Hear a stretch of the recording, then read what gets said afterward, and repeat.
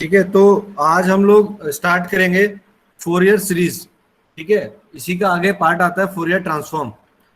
ठीक है, तो फोरियर सीरीज बेसिकली है क्या? ये एक बड़ा इंपॉर्टेंट टूल है जब हम एनालिसिस करते हैं आगे जाके सिग्नल्स की। ठीक है, कि अगर कोई आपको इनफाइनाइट सीरीज रिप्रेजेंट करनी है, बेसिकली जैसे आपका एक स्क्वायर वेव है। ठीक है, आप किसी स्क्वायर वेव को सोच भी नहीं सकते, हम साइन और कोसाइन वेव की फॉर्म से दिखा सकते हैं। एक जो हमारी स्क्वायर वेव होती है is a combination of various sine and cosine waves. ठीक है, तो इन वेव्स को रिप्रेजेंट करने के लिए या किसी सिग्नल को रिप्रेजेंट करने के लिए हम फोरियर सीरीज मेथड का यूज करते हैं। ये पीरियोडिक फंक्शंस को आपका साइन और कोसाइन फंक्शन में कन्वर्ट करके देता है। ठीक है, अब मैं इसको डिटेल में थोड़ा सा समझाऊंगा आपको, तब आपको समझ में आएगा। तो बेसिकली हमारी फोरियर सीरीज साइन और कोसाइन फंक्शंस के फॉर्म में हम करते हैं। अब देखो एक एग्जांपल लेते हैं हम लोग स्क्वायर वेव का, कि ये एक स्क्वायर वेव है। अब ये स्क्वायर वेव जनरेट कैसे हो रही है, मुझे इसको फोरियर सीरीज से रिप्रेजेंट करना है। तो हमने क्या किया कि एक सिंपल साइनसोइडल वेव ली है, डैश डैश करके मैं इसलिए दिखा रहा हूँ क्योंकि मुझे ये वाली वेव लानी है। जहां पे पॉइंट समझना है वो बताना, अभी हम फोरियर सीरीज को थोड़ी देर के लिए भूल जाओ। ठीक है, ये एक साइनसोइडल सिग्नल है साइन एक्स। ठीक है, ये एक सिग्नल है हमारा साइन एक्स। ठीक, अब साइन एक्स को हमने इस तरह से शो किया। ठीक है, यहां जो हमारी फ्रीक्वेंसी है वो हमारी कितनी आ रही है, जो हमारा टाइम पीरियड है वो आपका पाई है। ठीक है, 0 से 2 पाई टाइम पीरियड है। अब हमने क्या किया, इसकी फ्रीक्वेंसी को डबल कर दिया, ट्रिपल कर दिया, फ्रीक्वेंसी हमने बढ़ा दी। अब फ्रीक्वेंसी हमने कितनी कर दी, 3x/3 के हिसाब से ले लिया। जब हमने इसकी फ्रीक्वेंसी बढ़ाई तो सिग्नल हमारे पास कुछ इस तरह से आया। एक पीरियड में हमारे पास 3 वेव आ रही हैं, 1, 2 और 3। ठीक है, तो इसकी फ्रीक्वेंसी को हमने इंक्रीज किया। सिग्नल साइन वेव ही है बट इसकी फ्रीक्वेंसी को हमने थोड़ा सा इंक्रीज कर दिया। अब अगर मैं इन दोनों सिग्नल को ऐड कर दूं, यानी कि sign x plus sign 3x+3, अगर मैं इन तीनों को ऐड करता हूं तो जो इनका कॉम्बिनेशन आएगा वो कुछ इस तरह से आएगा, इस तरह से आएगा। ठीक है, तो ये एक शेप लेने लगा आपकी साइन स्क्वायर वेव की। ये वाली चीज आपको यहां मिल रही है, लेकिन अभी भी क्या ये स्ट्रेट लाइन है और ये कर्व्ड है और ये इस तरह से आ रहा है। तो मतलब मुझे इतना तो पता चल गया कि पहले मैंने साइन एक्स लिया, फिर उसकी फ्रीक्वेंसी बढ़ाई, उन दोनों को जब ऐड किया तो ये शेप लेने लगा स्क्वायर वेव की। अब थोड़ा सा और इसमें एक्सपेरिमेंट करते हैं। ये वाली वेव ली, मैंने एक और वेव इसमें ऐड कर दी जिसकी फ्रीक्वेंसी मैंने 5x/5 कर दी और मैंने फ्रीक्वेंसी बढ़ा दी। ठीक है, फिर जब मैंने इस फ्रीक्वेंसी को इसमें ऐड किया तो अब मेरा सिग्नल कुछ इस तरह से आने लगा। अब ये काफी हद तक स्क्वायर वेव दिखाई दे रही है। ठीक है, लेकिन फंक्शन क्या हो गया, मैंने ऐसी ऐसी 20 साइन वेव यूज की हैं इसमें, sine x plus sine 3x/3, sine 5x/5 up to sine 39x/39। तो मैंने क्या किया, डिफरेंट 20 साइन वेव इसमें ऐड किए हैं, तब जाके मुझे ये स्क्वायर वेव मिल रही है। ठीक है, और ज्यादा एक्यूरेट चाहिए तो 100 सैंपल ले लेते हैं हम, 100 साइन वेव को हम ले लेते हैं। अगर हम 100 साइन वेव लेते हैं तो देखो अब ये हमारी शेप इस तरह से आ गई। अब ये लगभग लगभग स्ट्रेट लाइन आपको दिखाई दे रही होगी।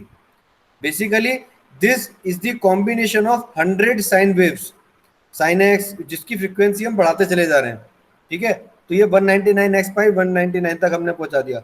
आपको अगर एग्जैक्ट स्क्वायर वेव चाहिए तो हम इसमें और ज्यादा साइन वेव को ऐड करते चले जाएंगे, फ्रीक्वेंसी बढ़ाते चले जाएंगे, ऐड करते चले जाएंगे, तो आपको क्या होगा, एग्जैक्ट साइन वेव मिलेगी। ठीक है, तो you can say that A sine wave is a combination of different sine waves. ठीक है, इनमें साइन वेव्स को हम कॉम्बिनेशन लेते चले जा रहे हैं। ठीक है, इसी को रिप्रेजेंट किया जाता है फोरियर सीरीज से। यही फोरियर सीरीज है, ये जो हम रिप्रेजेंट कर रहे हैं इसी को फोरियर सीरीज से रिप्रेजेंट किया जाता है। ठीक है, तो आपका जो भी सिग्नल होगा, अगर कोई पीरियोडिक सिग्नल आपके पास है तो उसको आप साइन और कोसाइन वेव के कॉम्बिनेशन से सीरीज फॉर्म में शो कर सकते हैं, जिसको फोरियर सीरीज कहा जाता है। बात समझ में आई? थोड़ा क्लियर हुआ कंसेप्ट कैसे ये स्क्वायर वेव आ रही है? Yes sir. ठीक है, तो इसी को हम फोरियर सीरीज से रिप्रेजेंट करते हैं बेटा। ये जो हमारी पूरी सीरीज है ना, यही फोरियर सीरीज कहलाती है स्क्वायर वेव के लिए। अब कुछ सिग्नल ऐसे होंगे, सपोज ट्रायंगुलर वेव है या कोई और सिग्नल है जिसमें कोसाइन वेव की भी जरूरत पड़ रही है, कोसाइन वेव का भी कॉम्बिनेशन चाहिए, तो उसको हम उस हिसाब से लिखते हैं। यहाँ पे केवल साइन साइन से काम हमारा हो गया। तो बेसिकली फोरियर सीरीज को हम साइन और कोसाइन फंक्शन के कॉम्बिनेशन से रिप्रेजेंट करते हैं। ठीक है, अब बात करते हैं आपकी फोरियर सीरीज की एग्जिस्टेंस की, कि किस सिग्नल की फोरियर सीरीज आप बना सकते हो। ठीक है, तो सबसे पहली बात तो एक पीरियोडिक सिग्नल होना चाहिए। ठीक है, अब हम कंडीशन पढ़ते हैं जिनको हम डिरिचलेट कंडीशन, ये बहुत इंपॉर्टेंट वर्ड है, याद रखना। इन कंडीशंस को हम डिरिचलेट कंडीशन बोलते हैं। अगर ये कंडीशन को सेटिस्फाई कर रहा है कोई सिग्नल, ठीक है, तब तो हम उसको फोरियर सीरीज बना सकते हैं, अदरवाइज नहीं रिप्रेजेंट कर सकते हैं। तो सबसे पहली बात कि एक पीरियोडिक सिग्नल होना चाहिए। ठीक है, अब इसमें जो है डिसकंटिन्यूटी, अगर आपके जो पीरियोडिक सिग्नल है तो उसका टाइम पीरियड टी होगा। कोई भी पीरियोडिक सिग्नल है उसका एक फिक्स टाइम पीरियड होता है। लेट्स टेक एन एग्जांपल कि हमने उसका टाइम पीरियड टी ले लिया, कैपिटल टी। ठीक है, कि जो हमारा टाइम पीरियड है वो टी है।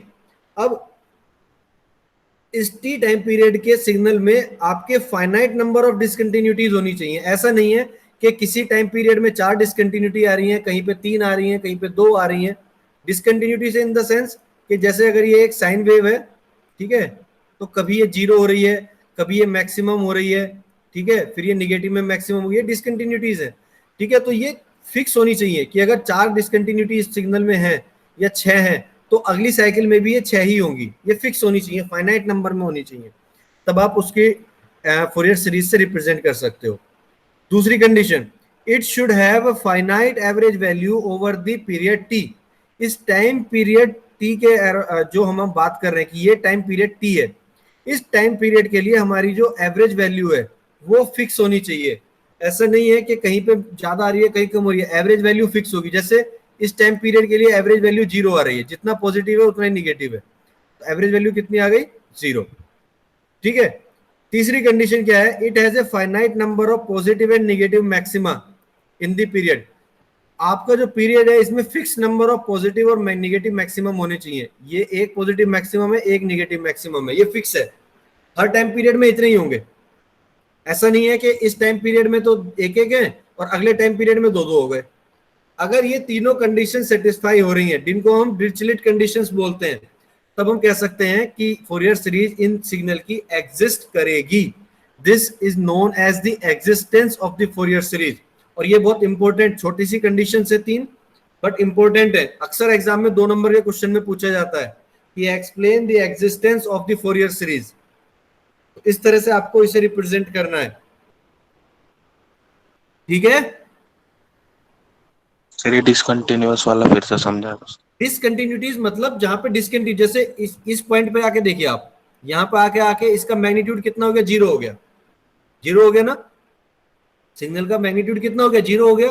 फिर इस पॉइंट पे आके 0 हो गया, तो यहाँ पे हम ये कह सकते हैं कि डिसकंटिन्यू हो गई वेव, कंटिन्यू चल रही थी, यहाँ पे आके 0 हो गई। ठीक है, इसका मैग्नीट्यूड। तो डिसकंटिन्यूटीज फिक्स होनी चाहिए, बस फाइनाइट होनी चाहिए। कि अगर हम कह रहे हैं कि 2 बार ये 0 हो रहा है तो 2 डिसकंटिन्यूटी है, तो हर टाइम पीरियड में वो 2 ही रहे। ऐसा ना हो कि कहीं पे 2 बार 0 हो रही है, किसी टाइम पीरियड में 3 बार 0 हो गई, तो वेव हमारी चेंज हो जाएगी। कैसे चेंज हो जाएगी? कि देखो अभी तो हमारी वेव इस तरह से आ रही है, अगले पीरियड में वेव इस तरह से आ जाएगी, ठीक है, उससे अगले पीरियड में फिर ऐसे आ जाएगी, तो ये वेव डिसकंटिन्यू हो जाएगी, पीरियोडिक वेव रही ही नहीं जाएगी। ये तीनों कंडीशन फुलफिल होंगी तभी वो पीरियोडिक वेव भी बनेगी। ठीक है, सिग्नल चेंज हो जाएगा पूरा। तो ये कंडीशंस हैं जिसको हमें फुलफिल करना है। आगे चलते हैं, टाइप्स ऑफ फोरियर सीरीज। 2 तरह से हम फोरियर सीरीज को रिप्रेजेंट कर सकते हैं। फर्स्ट है हमारी ट्रिग्नोमेट्रिक फॉर्म और सेकंड है एक्सपोनेंशियल फॉर्म। ठीक है, तो आप अपने जो सिग्नल है उसको ट्रिग्नोमेट्रिक फोरियर सीरीज से भी रिप्रेजेंट कर सकते हैं, जिसमें जो आपकी टर्म्स होंगी वो साइन और कॉस की टर्म्स में होगा, इसीलिए उसको ट्रिग्नोमेट्रिक नाम दिया गया है। और जो एक्सपोनेंशियल फोरियर सीरीज होगी उसमें आप अपने सिग्नल को ई की पावर में रिप्रेजेंट कर पाएंगे। ई की पावर इतना होगा, इतना होगा, वो हम डिस्कस करेंगे। तो 2 टाइप की सीरीज होती हैं, या तो सिग्नल को आप ट्रिग्नोमेट्रिक फॉर्म में रिप्रेजेंट करोगे या एक्सपोनेंशियल फॉर्म में रिप्रेजेंट करोगे।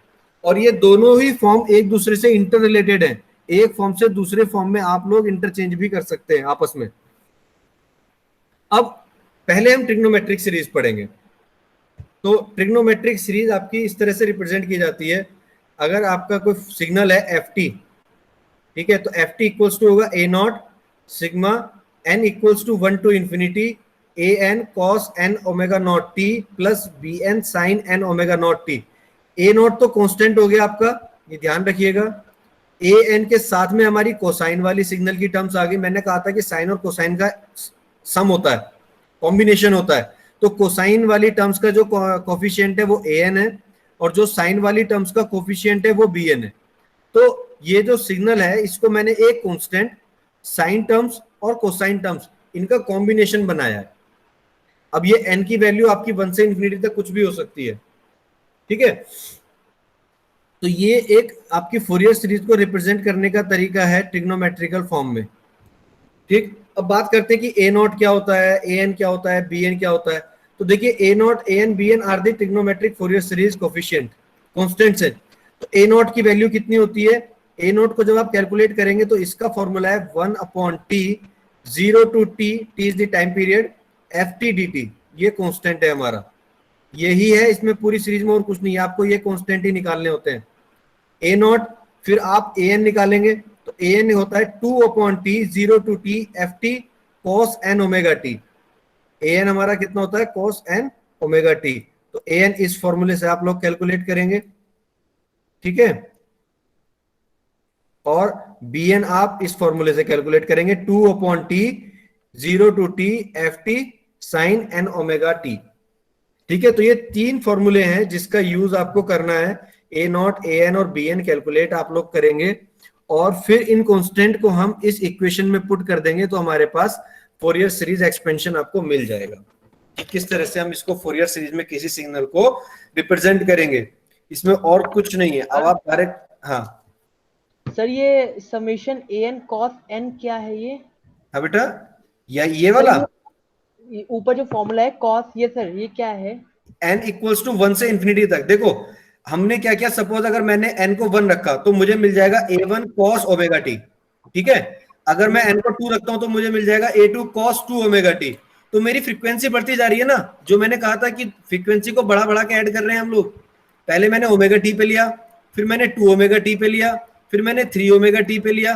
तो मैं इसको एक कॉमन वर्ड कर सकता हूं कि n ओमेगा टी, और n को डिफाइन कर दिया कि n जो है वो 1 से इंफिनिटी तक है। तो बेसिकली ये एक सीरीज को रिप्रेजेंट कर रहा है, a1 cos omega T plus a2 cos 2 omega T plus a3 cos 3 omega 3। n की जगह रखते चले जाओ और ऐड करते चले जाओ। समेशन का मतलब होता है एडिशन, कि जब हम n को 1 रखेंगे तो जो टर्म आएगी, प्लस n को 2 रखने पे दूसरी टर्म, प्लस n को 3 रखने पे तीसरी टर्म्स। सिमिलरली इस वाले के लिए सर तो ये ओमेगा नॉट है? हाँ ओमेगा नॉट है। Okay sir. कई जगह ओमेगा भी मिल जाएगा लिखा हुआ, इसमें कोई इतने कंफ्यूज होने वाली बात नहीं है। हो सकता है कुछ जगह आपको ओमेगा मिल जाए, तो उससे कोई फर्क नहीं पड़ता। ओमेगा आपकी एंगुलर फ्रीक्वेंसी है, दैट्स इट, ठीक है। आप इसका थ्योरेटिकल मीनिंग समझिए कि एक एंगुलर फ्रीक्वेंसी है। आगे बढ़ते हैं, अब इसको हम एक एग्जांपल से समझेंगे, ठीक है। अच्छा हाँ, इससे एक चीज पहले, एक चीज हो रहा है, इफेक्ट ऑफ सिमेट्री। सिमेट्री का भी इफेक्ट इसमें पड़ता है कि आपका सिग्नल या तो इवन हो सकता है या ऑड हो सकता है, ठीक है।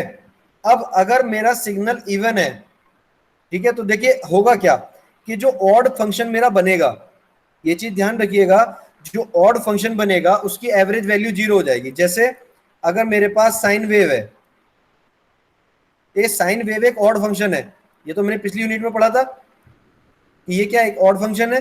अब अगर मैं इसकी एवरेज वैल्यू निकालूं तो जितना ये पॉजिटिव है उतना ही निगेटिव एरिया मेरे पास है। बात समझ में आ रही है?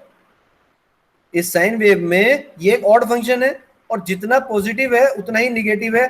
अब अगर मैं इसका इंटीग्रेशन करूं, अगर मैं इसका इंटीग्रेशन करूं साइन का, तो कितना होगा, वो 0 हो जाएगा।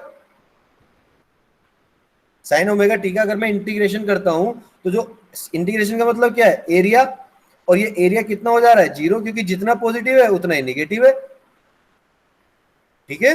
तो हमारा टोटल एरिया कितना हो जाएगा, 0। तो जो मेरी ऑड टर्म्स हैं उनका इंटीग्रेशन 0 आ जाएगा। अब देखो यहां पे दो फंक्शन थे, इसको समझो आप। ए नॉट में तो केवल एक ही फंक्शन है, एफ टी, या तो एफ टी इवन होगा या ऑड होगा।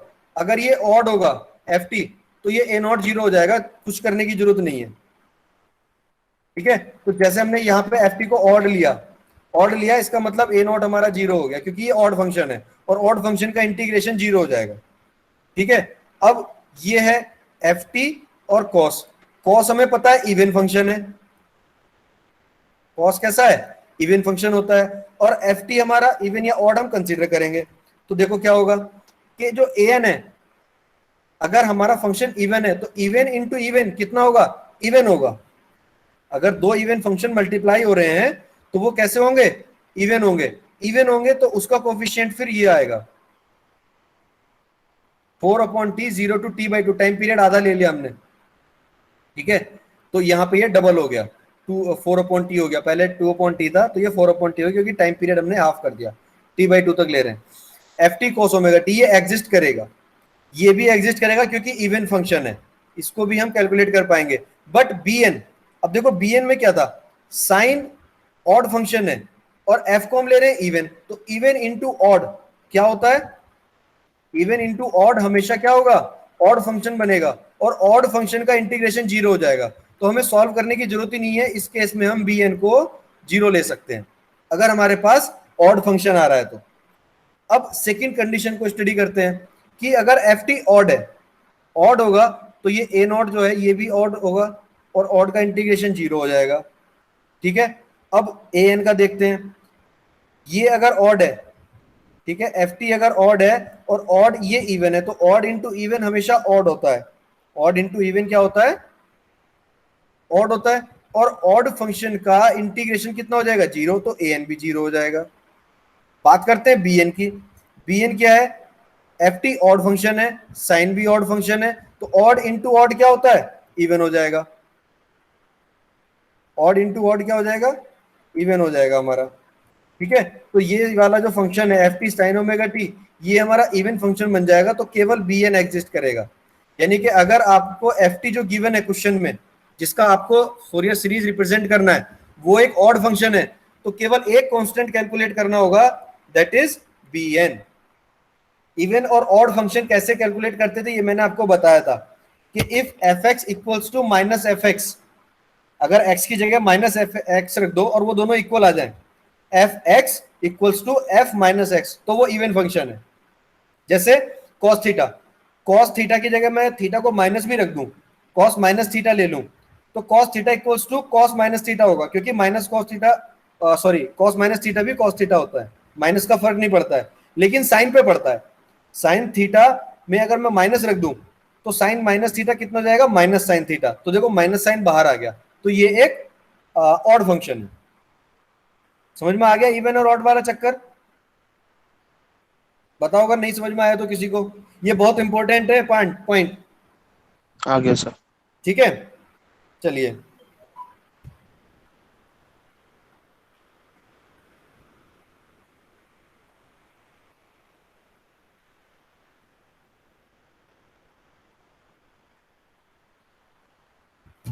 आगे बढ़ते हैं।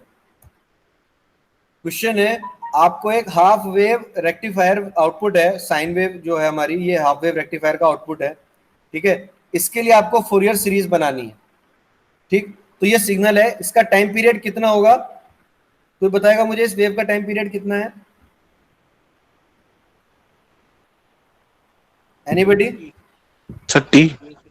टी होगा।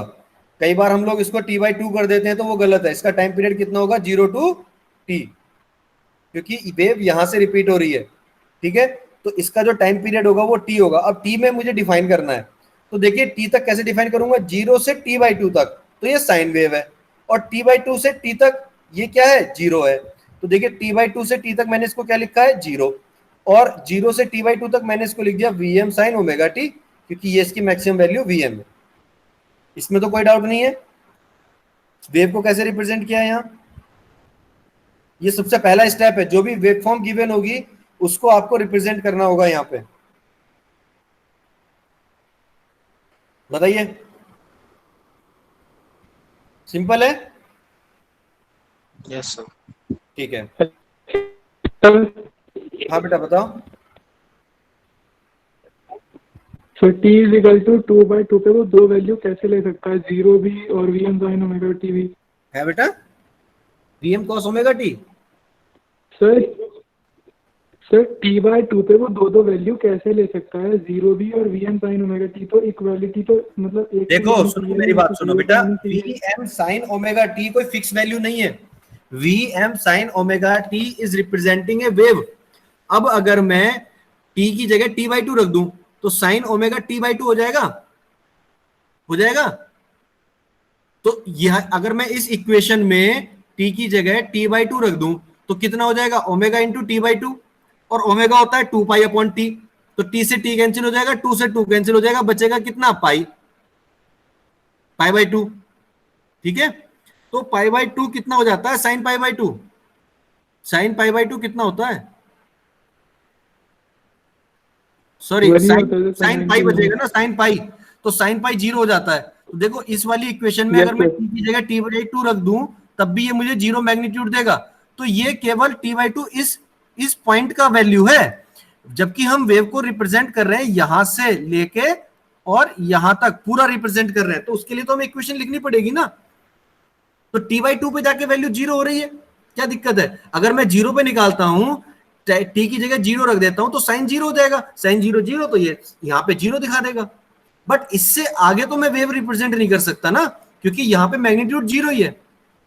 अगर मैं इस वेव में टाइम पीरियड को 3t/2 रख दूं, ये t/2 से आगे कुछ और रख दूं, ठीक है, जैसे ये पाई/2 हो गया, ये पाई हो गया, ये 3 पाई/2 हो गया, तो 3 पाई/2 पे तो इसकी वैल्यू आ जाएगी, जबकि यहां पे कोई वैल्यू नहीं है, तो इसको मैं 0 लिखूंगा। अब बात समझ में आ गई, यस बताओ। सर। ठीक है, अब हमें क्या करना है, इसके कोफिशिएंट को कैलकुलेट करना है। 3 कोफिशिएंट हमने पढ़े थे फोरियर सीरीज को रिप्रेजेंट करने के लिए, a0, an और bn।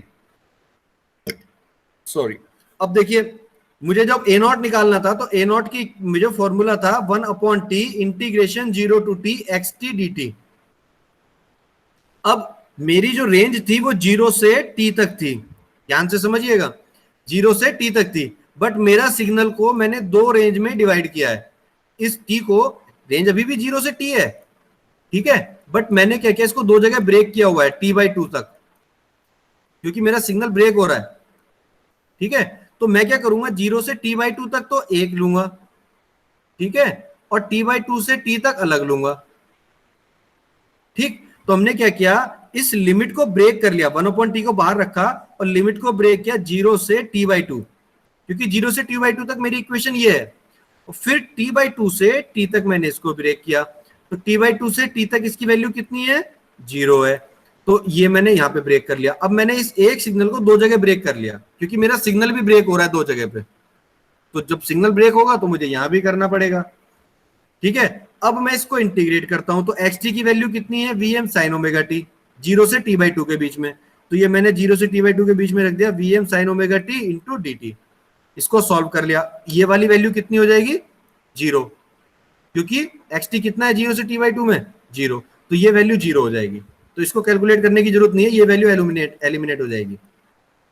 ठीक है, तो यहां बचेगा vm sin omega t, vm constant है, बाहर चला जाएगा, तो vm अपॉन, और जब हम इसका यहाँ पे इंटीग्रेशन हो गया बेसिकली,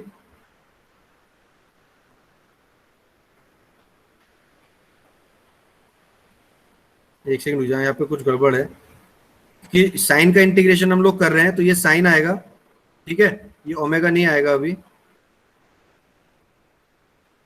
ये गड़बड़ है, ये लाइन वीएम, ये लाइन गड़बड़ है। वीएम कांस्टेंट है ना सर, वीएम हाँ, बाहर आ ये जाएगा, ये और गड़बड़ है, तो ये हो जाएगी साइन ओमेगा vm, टी का सर हाँ, तो vm upon cos T, omega T by omega होगा ना सर। नहीं नहीं, तो vm बाई इसीलिए टी वही हो जाएगा, सुनो सुनो, vm बाई टी हो जाएगा और ये साइन टी हो जाएगा, बस sign omega T sir, omega का दोबारा होगा ना है। अभी तो सर, साइन इंटीग्रेशन हमने ओमेगा किया टी ही का। नहीं, अभी हम यहाँ पे इंटीग्रेशन किया ही नहीं इस स्टेप में। इस स्टेप में तो हमने केवल vm को बाहर निकाला है, यहां से इस vm को हमने क्या किया, आउट कर दिया, तो vm by T integration of sine yes omega sir. T रहेगा। तो इस स्टेप को आप कुछ मत करो, अभी यूज ही मत करो। ठीक है, अब क्या हो जाएगा, जब आपका vm अपॉन टी आ गया, साइन ओमेगा टी का हो जाएगा cos omega T upon omega, यहां ओमेगा आ जाएगा, ये गड़बड़ कर रखी है क्वेश्चन में, cos omega T upon omega. अब सही है ना, यस बात सर। समझ में आ गई। Sine omega Yes, T sir. को जब आप इंटीग्रेट करोगे तो आ जाएगा cos omega T upon omega, तो ये आ जाएगा वीएम अपॉन ओमेगा टी। अब ओमेगा की वैल्यू आप टी की वैल्यू रख दोगे 2 पाई अपॉन, सॉरी ये तो टी हो जाएगा और ओमेगा हो जाएगा 2 पाई अपॉन टी, तो टी से टी कैंसिल हो जाएगा, वीएम अपॉन 2 पाई बचेगा, और फिर कोसाइन में हम वैल्यू रख देंगे इसकी लिमिट की, ओमेगा टी बाई 2 और 0, तो यहां से वैल्यू आपकी शायद 2 आएगी। आप रख के देखो इसमें, 1 मिनट करिए, अब अपने आप में 1 मिनट का टाइम दे रहा हूं, इसमें आप लिमिट पुट करिए तो क्या हो जाएगी, देखो टी की जगह टी बाई 2 रख देंगे, omega T by 2, omega into T by 2 कितना हो जाएगा, ओमेगा की वैल्यू रखो 2 पाई बाई 2, यानी कि ये आ जाएगा 2 पाई बाई टी, तो ये वैल्यू कितनी आएगी, इसको मैं रखता हूं cos omega T by 2 minus cos 0, यही तो रखेंगे लिमिट पुट करने के बाद, तो ये हो जाएगा टी की ओमेगा की वैल्यू रख दो 2 pi upon T into T by 2, तो टी से टी कैंसिल, 2 से 2 कैंसिल, ये आ जाएगा कॉस पाई माइनस कॉस 0, ठीक है। कॉस पाई की वैल्यू होती है 1 और कॉस पाई की वैल्यू होती है -1, ठीक है, और कॉस 0 की वैल्यू होती है 1, तो ये आ जाएगा -1 इंटू -1 यानी कि -2, और 2 से 2 कैंसिल हो जाएगा, तो यहां बचेगा 1, तो ये आ जाएगा वीएम अपॉन पाई, तो ये कांस्टेंट आएगा आपका इस तरह से, और यहाँ पे भी ये माइनस साइन आएगा, जब ये इंटीग्रेशन हो गया तो कोसाइन का जो इंटीग्रेशन होता है वो माइनस होता है, साइन का इंटीग्रेशन माइनस, ठीक है, तो ये माइनस माइनस प्लस हो जाएगा, तो इस तरह से आप ए नॉट कैलकुलेट कर पाएंगे, ठीक है। लिमिट पुट करनी है, इंटीग्रेशन है, बस थोड़ी कैलकुलेशन करनी पड़ेगी, ठीक है। अब स्टेप 2 में हमें ए एन निकालना है, ठीक है, तो ए एन की फॉर्मूला क्या था, 0 to T X T cos N omega T, देखो यहाँ पे ओमेगा है, कोई दिक्कत नहीं है, उससे फर्क नहीं पड़ता है। तो अब हमने क्या किया, यहाँ पे एक्स टी की वैल्यू रख दी v M sine omega t, v m को बाहर निकाल दिया, ठीक है, और ये हो गया हमारे पास 2 V M by T sine omega T cos N omega T, तो इसको हमने फंक्शन मान लिया साइन का, क्या फंक्शन हो जाएगा, देखो ये हो जाएगा साइन, इसको मान लेते हैं एक्स, इसको मान लेते हैं एक्स, और ओमेगा इसको मान लेते हैं वाई, तो कॉस एक्स साइन वाई का फॉर्मूला क्या होता है, 2 cos A sine B, sign A plus B minus sign A minus B, ये फॉर्मूला होता है बाई 2, ठीक है। तो यहां पे हम कर देंगे साइन ए प्लस बी, तो ये आ जाएगा माइनस साइन ए माइनस बी, ये सिंपल ट्रिग्नोमेट्री की आइडेंटिटी है और कुछ नहीं है, ठीक है। फिर हम इसको सॉल्व करेंगे, 0 से टी बाई 2 लिया है क्योंकि टी बाई 2 से टी तक 0 है फंक्शन, उसकी जरूरत नहीं है। 1 मिनट होल्ड करना बेटा,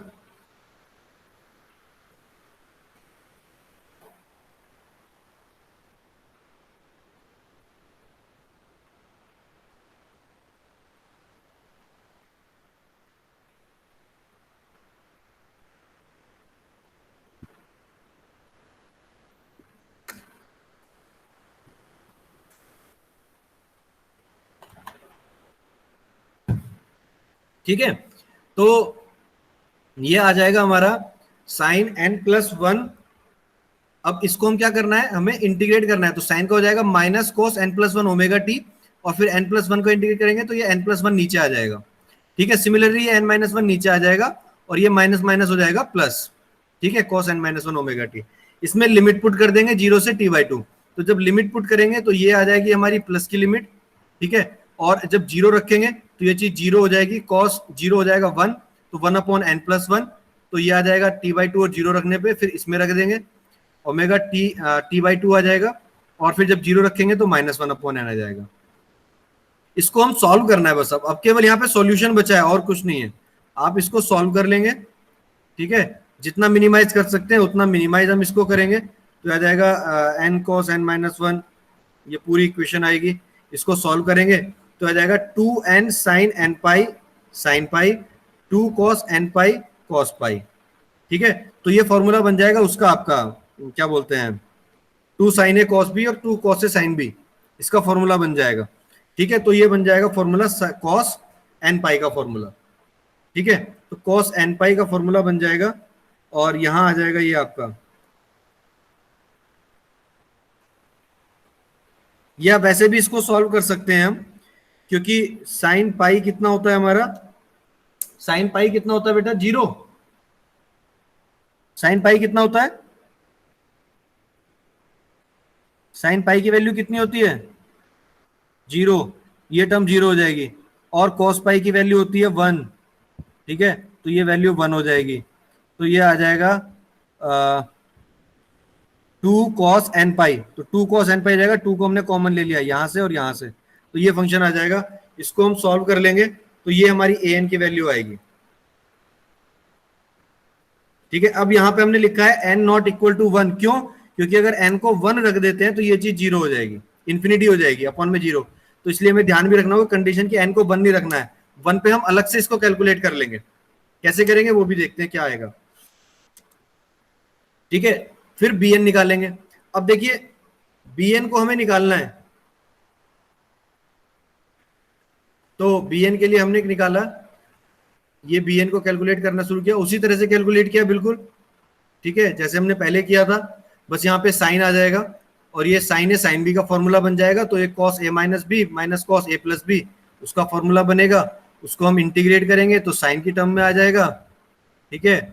फिर साइन में हम इसमें लिमिट पुट करेंगे 0 से t/2 और 2vm बाई ओमेगा टी, ये हमारा बाहर आ जाएगा। इसमें लिमिट पुट करेंगे तो ये 0 आ जाएगा, ठीक है। n equals to n does not equal to 1 के लिए, ठीक है। n को 1 नहीं रखना है यहाँ पे, क्योंकि 1 रखते ही इंफिनिटी हो जाएगा। अब a1 को अलग से कैलकुलेट कर लिया तो देखिए 0 आ जाएगा। साइन ओमेगा टी ये निकाल दिया हमने, ये साइन 2 ओमेगा टी 0 आ रहा है। b1 को कैलकुलेट करेंगे अलग से तो 0 to T X T sine omega T, n को 1 रख दिया यहाँ पे, तो 2vm by T 0 to T sine square omega T हो जाएगा। तो इसके लिए सॉल्व करेंगे तो आ जाएगा vm/2। a1 और b1 हमने अलग से निकाल लिए, क्योंकि यहाँ पे हम इनडेफिनिट टर्म आ रही थी तो हम उससे नहीं निकाल सकते, इसीलिए an में भी नहीं निकाल पा रहे थे, ठीक है। तो हमने a1 और b1 ये अलग निकाल लिया ये वाली कंडीशन के लिए। तो इस तरह से आप अपने फंक्शन को रिप्रेजेंट कर सकते हैं ट्रिग्नोमेट्रिक सीरीज में, ठीक है।